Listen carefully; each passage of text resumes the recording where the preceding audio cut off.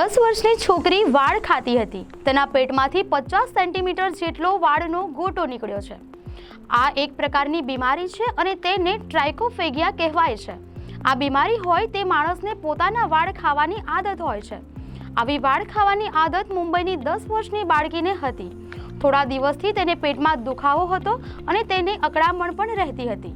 માતા પિતા દીકરીને વરસઈમાં ડોક્ટર પાસે લઈ ગયા, પણ કોઈ ફેર ન પડ્યો અને સમસ્યા વધતી ગઈ, એટલે બાઈ જેસબાઈ વાડિયા હોસ્પિટલમાં તેને ખસેડવામાં આવી। બાળકીને 4-5 દિવસથી કબજિયાત પણ હતી, કુપોષણ પણ હતું અને વજન પણ ઘટી રહ્યું હતું।